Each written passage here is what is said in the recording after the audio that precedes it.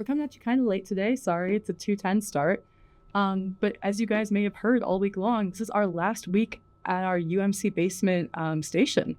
So we're kind of all commemorating all of the years that people have spent doing radio on the station, which is crazy. At Underground, it is Thursday, December 4th, and it snuck up on me, friends. I had all these ideas. If you've been listening, you've been hearing everybody saying, this is our last show this semester. This is our last show in the new space. This is our last whatever. We're moving. And everybody's had their final shows of the semester. And I've had all of these wonderful tributes. And I was at a loss because I've been going through 28, 27 years. The first time I was on this radio station was in 1998, and there's too much to choose from. So this is going to be a grab bag for the next 2 hours of music from all of that. And I didn't really believe that it was going to happen in the time frame it did. I was like, that's got to be rumors and hearsay, even though I was hearing it from the horse's mouth, so to speak. I was just like, no, that can't be true. I've been here for 3 years, and this place has been this place for 3 years. It's not going to just change on my last ever semester of college. But it did. Spoiler alert. I was just finding my feet. I'd been in the role as sort of a consultant for a while, I'd been around for a while, but it had just become official. I'm like, great, this is all real. What are we going to do now? This is going to be wonderful. And then we got this news. We don't know where we're going to move. We don't know what's going to go on. We don't even have any sort of an intermediate timeline. All we know is that it's the middle of February and we have to be out by the end of the calendar year because they're going to demolish the UMC basement. And yeah, I think my first thought was I was just like, oh, this place is literally so beautiful and has been built for decades and decades and decades. There is student history on these walls from years and years and years. And how are we going to move all of that?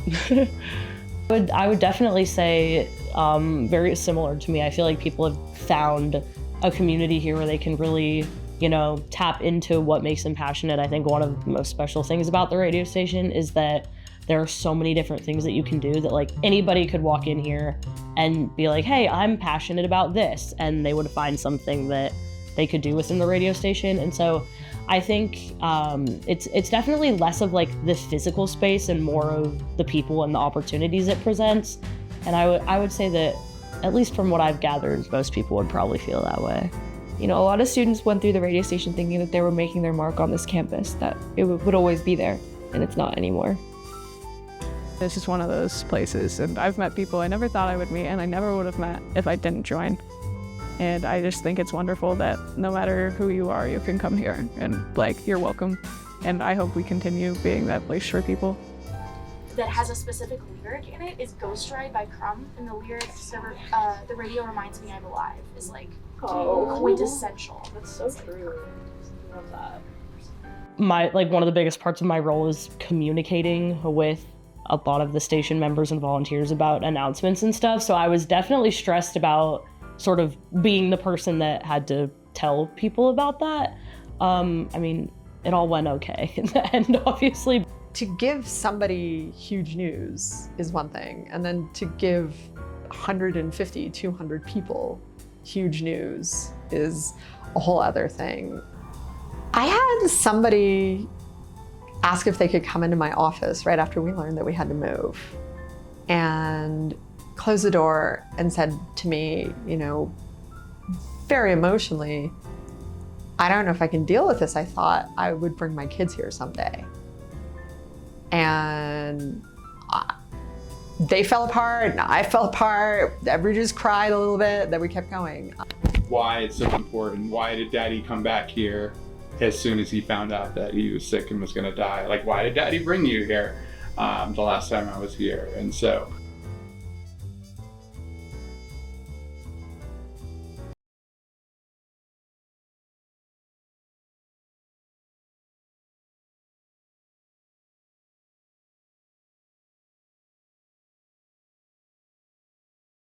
it's all about, finding those people and knowing, you get to choose those folks, and how immediate it was here. To be a 18-year-old and to come in and have people that they really weren't that much older than you, but like, you know, it's that 4-year gap. So like if you have someone that's a junior or senior and they're actually paying attention to you, like that breeds some confidence you probably never had in high school if you were here. And being able to actually recommend bands and stuff for each other, and the treehouse mentality of it is real. And so one of the messages I'll get across to her is it doesn't have to be a radio station, but you know, find yourself, your version of that, because that's what's going to get you through your X amount of years of college. The purpose of the station, in terms of having a place that people can be with like-minded folks, is still here, but what's being done in these walls is very different. It's modernized because it has to be to survive in it. For posterity's sake, to show how much this has changed before it goes away again. These shelves with the CDs weren't, in 95, they weren't out here yet. So these probably got built around 98, and you watch it become 1, 2, 3. Behind you was where all the vinyl was. And there was about 4 or 5 shelves of vinyl. And then there's just all the individual discussions, like, can we paint the walls a different color? Can we put in better flooring? Can we change this and that and the other thing? And the answer is always yes, at a price. And so suddenly we had to do a boatload of fundraising. It's time to give your show support. It's time to make your gift known. Visit radio1190.donate. That's true. That is true. He told me personally, that's where you go. That's where you go. We are writing letters to our grateful donors who gave us money for the 2025 Fall Fund Drive, aka Wattage Week. We will be stuffing them with stickers and badges, embroidered patches. Pretty sweet. How does it feel to be getting pictures in the last media day before the radio station moves? I mean, I don't have the total weight of this experience because I've only really been with the station since this spring. You know, I don't have the memory of the decades of this place. So, you know, I'm trying to honor the time that people spent here and left here and thought about crazy things. But, you know, I don't know. Maybe the answer is kind of empty. Just taking photos and letting people remember the space, I guess. The one thing that I did sort of like physically help with, which was really interesting, was like looking at new spaces that we could have moved into. So there was a point in time where we thought we were going to move into the pool that's like in the Claire Small building, I think, also close to the rec center. So yeah, I had just come back from a little bit of time off, and I was on a road trip, and Eric had been here. He'd seen the space. He believed in the space. I'm walking through, and I'm like, I don't get it. And there's cubicles all over in there, and the friend who I'd been traveling with was like here on a tour. He was like, hey, come see the new space, because he works in radio. And I'm like, I don't know how I feel about this. And he's like, stand on a desk. And he's like 6'5", right? And I'm like, all right, buddy. So I stand on a desk and I look out over the cubes, and he's like, you get it now? And I'm like, yeah, I think I really get what this place can be. And so that was the first thing, like when we told all of our student managers about it, was just like a picture that I think Eric had taken of me standing on a desk looking out over the cubes. And it's like, hey guys, we found our new space.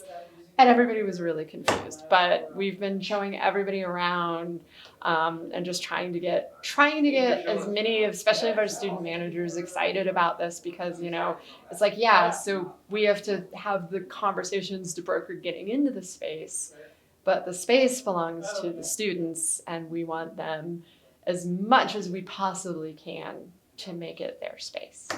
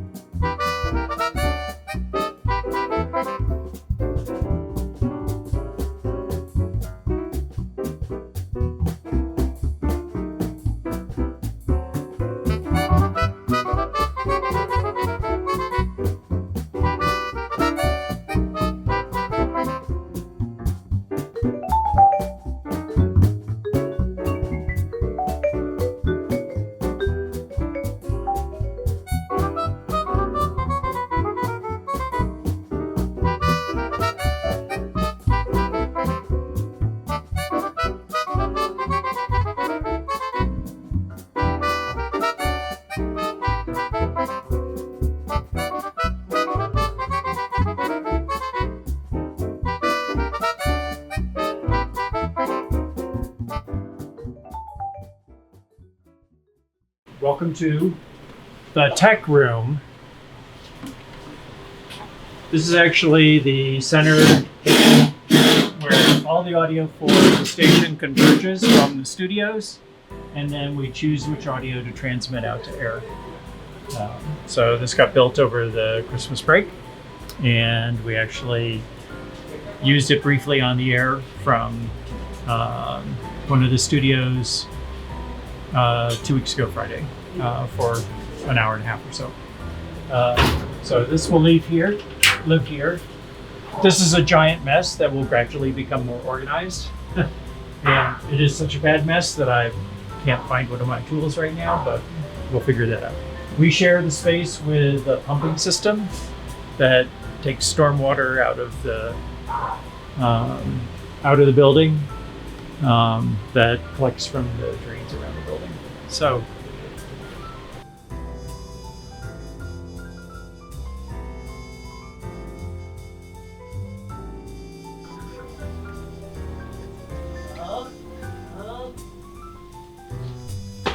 I'm gonna cry. Welcome home. Listening to the Jet Set Underground on Radio 1190. I am your special guest, Ella, and I also have some very special guests in here with us today. I'm going to have them introduce themselves. Hi, I'm Kathy Wurtis. Hi, I'm Al Wurtis. Jim Newcomb. Yeah, and so these are our very special guests for our Radio 1190 open house that we have today. You can be as involved as you want to be. Radio is as much as you want it to be. So I would say come hang out more. I think this space will get cooler as more people hang out. Like, come do your homework here. That's how you're gonna see people in passing, get those conversations going. That's how you get invited to things. So just like put yourself in the spaces that you want to be in and that you want to occupy, because it will benefit you in the long run for sure. This is a new space that you can really kind of make your own, which is not something that a lot of us that are older or graduating really had the opportunity to do with the old station. So I would say stay positive, stay optimistic.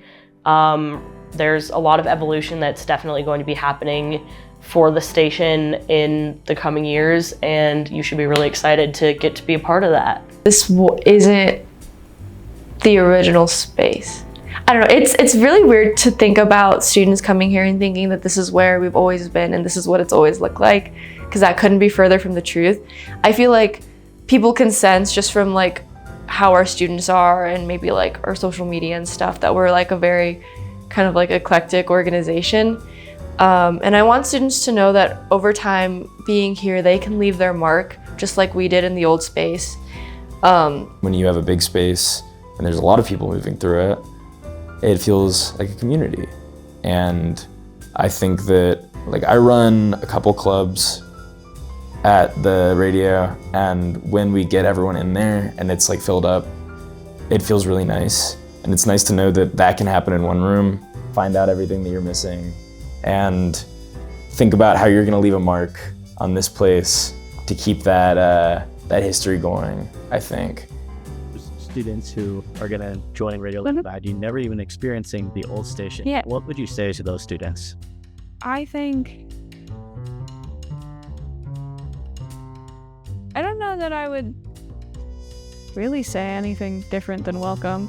It's not the space that makes us, it's us that makes us. But we come from humble beginnings, and now we're in a much bigger and better place, I think. And I don't know. I really don't know that my response would be totally different.